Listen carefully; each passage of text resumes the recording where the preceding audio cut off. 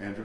I imagine the videotape is very valuable evidence to the case, but to think that it may not have existed because those officers didn't intentionally record their devices, it was by happenstance. Okay. Wondering the value of the tape, but also the fact that they might have not been seen doing it if it didn't record.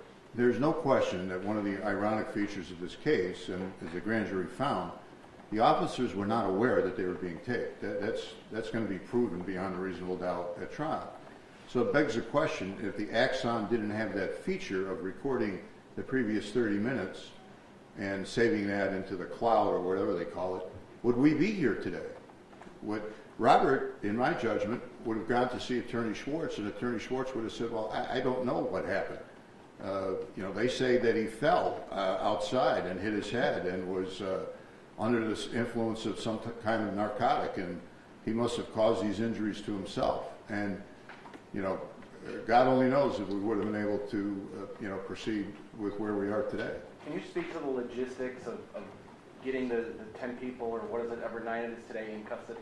Well, that was done masterfully by the state police with the assistance of the Oneida County Sheriff's Office. Once the indictment was unsealed, the defendants prearranged locations with their attorneys, surrendered. Those without attorneys surrendered anyway. And the state police at, I think, 4 or 5 various locations throughout upstate New York managed to get them here for court. Yes, in the back. Hi, I'm with WKTV, the NBC affiliate interviewed ago. I'm just wondering if plea negotiations would be entered into at any point? A prosecutor has an ethical obligation to attempt to resolve a case before trial, and I'll certainly do that. But I'm not going to do that until I speak with Robert Brooks Jr. and the rest of his family. And if I do that, I certainly am not going to tell you, with all due respect. I don't discuss plea negotiations. It's not ethical to do that. Yes, straight ahead. I'm with CMI Central Transferring in Syracuse. Just wondering, when this was presented to members of the grand jury, what was their reaction as they sat and listened to the presentation and watched? Unfortunately, I'm not allowed to discuss what happened in the grand jury. I can tell you without any revealing of confidential material, they were human beings. Their reaction, I suspect, was very similar to any person looking at that tape. It's difficult to watch. At the table here, sir. Yes. Me? Yep. Hi, John Moss here from the Post-Standard in Syracuse. If Brooks didn't say anything to them, he didn't spit on them, he didn't do anything, why did they do this? Why did this happen? Well, that's the ultimate question. We're going to have cooperating witnesses that will testify about that, John. I'm going to save that for trial. There's no valid explanation. Even if he did spit on them, even if he did say something offensive about them or their families, there's no justification for what they did. And in fact, it just, in my judgment, it just supports the finding of the grand jury that this was a depraved situation and warranted a murder charge. Yes, sir, right here. Hey, with the New York Times. Thank you for your time. Yep. Is it clear why he was transferred from Mohawk in the first place? He had been in an altercation at Mohawk on December the 7th and December the 9th, and Doc's officials made a judgment that for his safety, ironically enough, he should be transferred to Marcy. Neither of those assaults that took place on December the 7th or December the 9th, in the opinion of the medical examiner, contributed in any way to his death. Yes. You were a police officer. Have you ever seen anything like this in your 30-plus years of prosecuting? Say again. You were appointed on this. Have you seen anything like this in your 30-plus years of prosecuting that's caught on video and just this brutal? All right.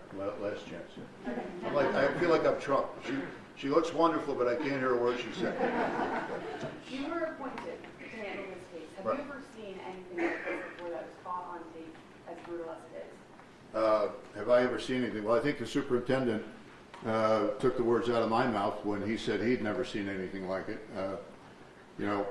My 2 assistants, Jarrett and Jed, they've watched the tape several dozen times. I've only seen it once, beginning to end, because every other time I started to watch it, I walked out of the room. So I guess the simple answer is no. All right, ladies. Yes?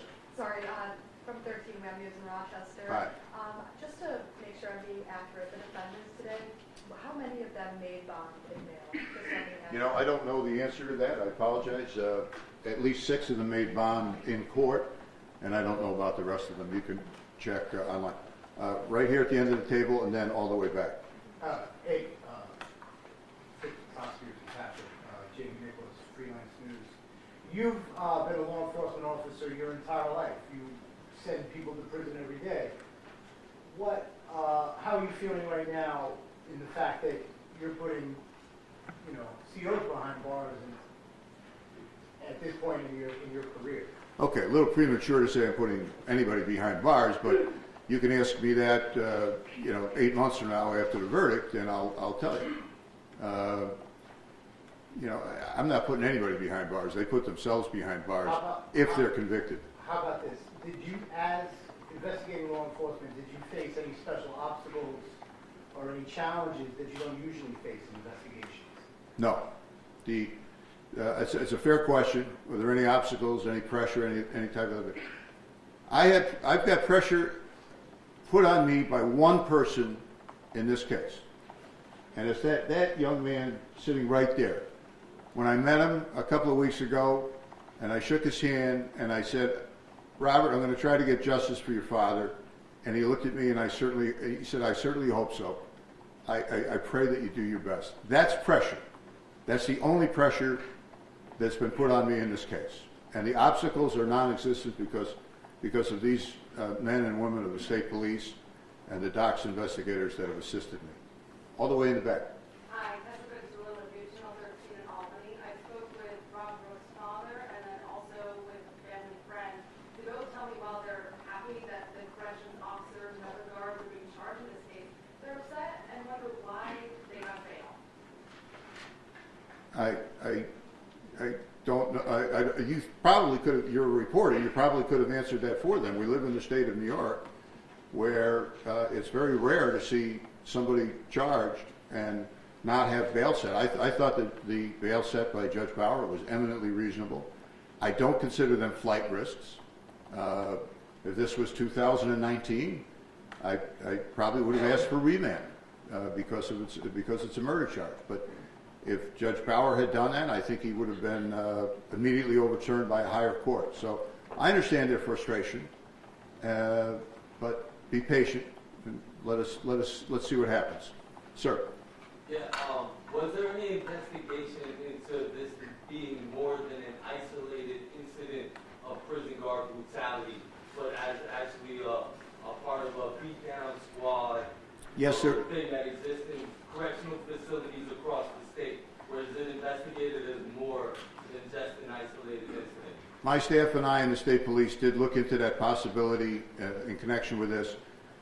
We did not find that, otherwise we would have returned indictments reflecting that. Does it exist? I can't answer that. I can tell you that to paint a broad brush of the thousands of corrections officers in the state based on these guys would be unjust. But there's a problem. When people are milling around watching a guy being beaten, being dragged around like a piece of meat and doing nothing other than filling out paperwork, there's a problem that needs to be addressed, and I think the appropriate people are addressing that. But to answer your question directly, no, we did not find evidence that this was something normal that would happen at Marcy. Some of these officers, though, are accused with other acts of violence in their job. That's why the Attorney General recused herself.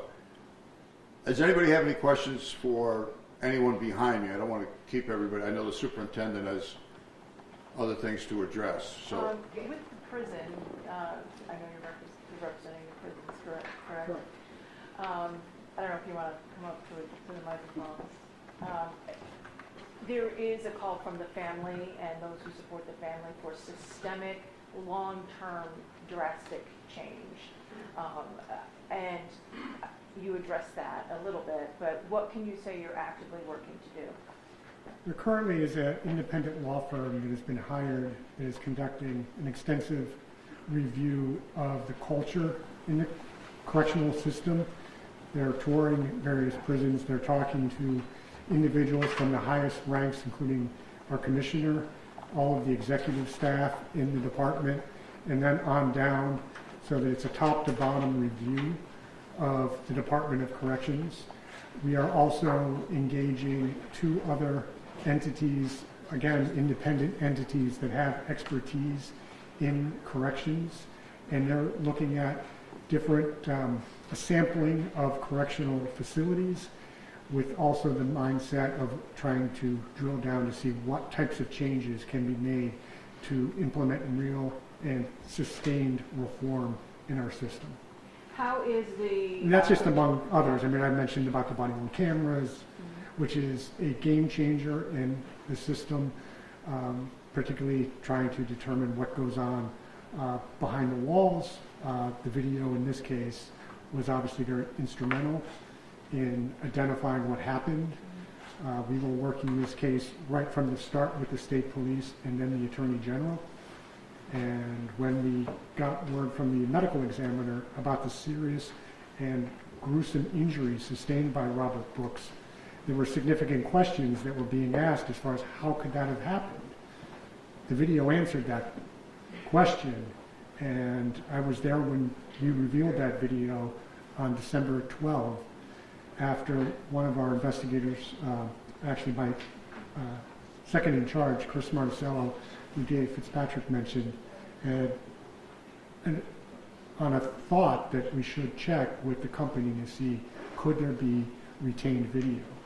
And we pursued that lead, and to our shock, we found that video, and thank God that we did. Some of these issues are actually coming up by correction officers in the Wildcat strikes, including the body-worn camera footage.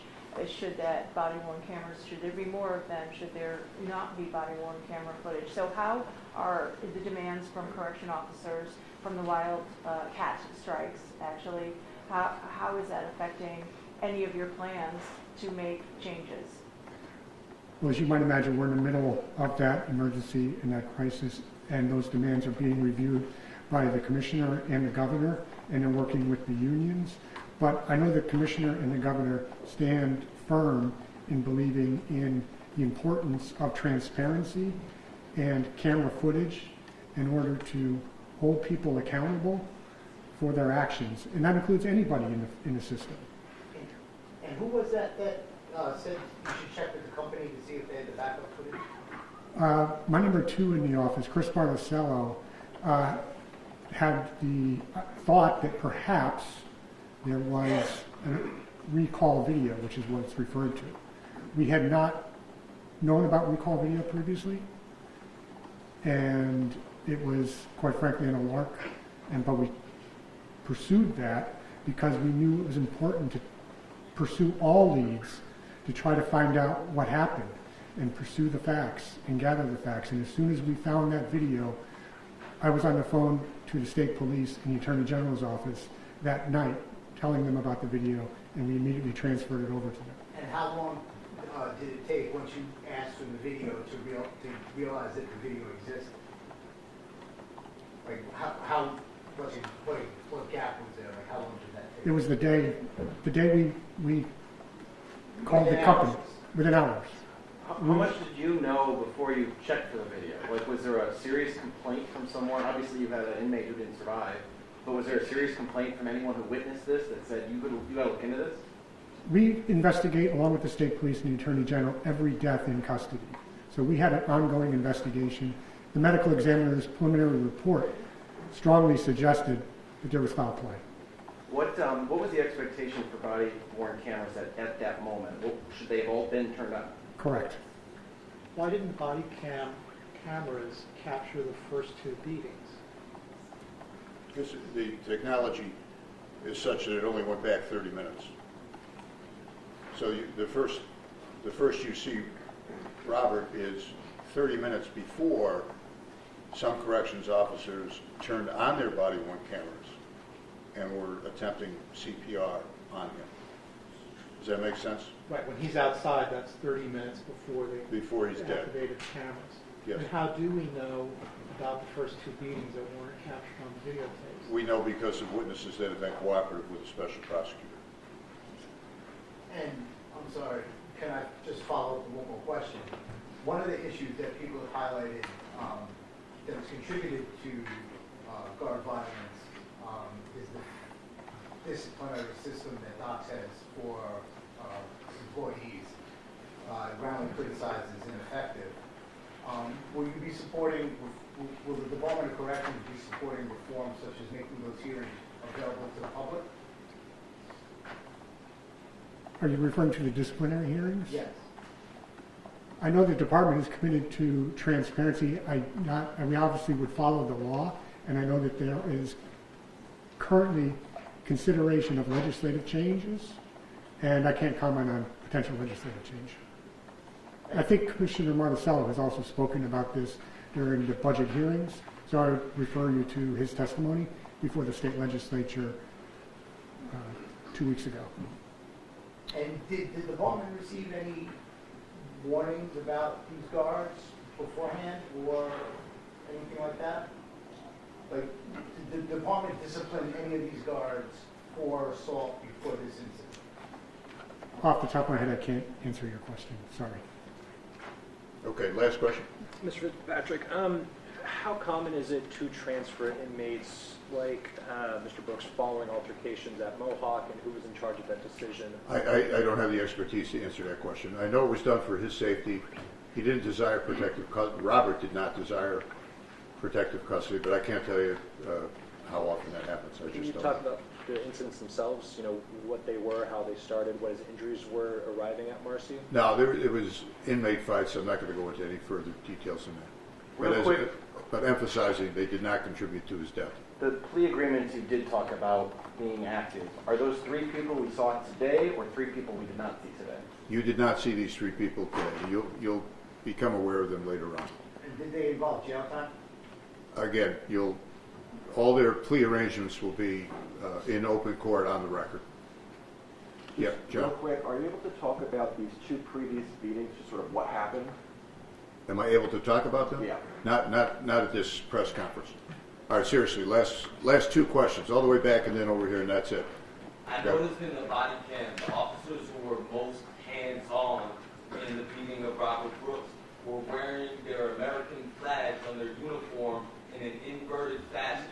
And I want to know if any investigation was done into whether or not those particular guards who were wearing their uniform in a particular way are part of some white supremacist terrorist group that currently operates within the New York State Department of Corrections. Grand jury found 0 evidence of that, and I certainly would have But announced was it. there questions into why they wore their flags on their uniform in a different way than all the other officers in the facility? Well, some of the defendants were questioned extensively. I don't know if that question was raised specifically, but again, there's no evidence that this was a crime of racial animus. There's no indication, there's no audio on the tapes, but there's no indication that racial slurs were used, and in terms of inverted American flags, that's not part of my case. Last question over here. Yeah, my math, Sean Mills, Daily Sentinel and Rome. My math might not be correct, but initially after this, Governor Hochul ordered a total of, I believe, 18 or so employees to be terminated from DOCS, but I don't think there's an 18 names or mentions of charges here. Are there some people from the scene that were found not to be culpable? Well, as I indicated, there are 3 unidentified people that have already reached plea agreements with me, and there are at least 3 other individuals that are still under investigation. So it's the governor's decision to fire people over here, my decision, grand jury's decision to charge people with crimes that they convict them beyond a reasonable doubt. Thank you all. Are they all terminated by now? Mr. Miller might be able to answer this. I believe they're all terminated. They're pending termination. Some have resigned. Yeah. But We're going through the arbitration process as a matter of the collective bargaining agreement. So not all of them. Only Mr. Farina is actually gone, but the others are going through the process of termination. I believe there are maybe 2 that have resigned. I'm going off the top of my head, so. But they're going through the Qualify process that, of but they're going termination. through the process by which we are bound to pursue. And that's under the ongoing collective bargaining agreement. as of today. The people arraigned today are going through that process as we speak. Those that have not been terminated, they are suspended and they're facing termination. That's what the department's position is. They're moving to terminate them, but we have to go through the collective The bargaining men being arraigned process. today are suspended as you go Correct. through the termination. Correct. Suspended without pay. Thank you. Thank Will the you. officers who have retired maintain their benefits and pensions?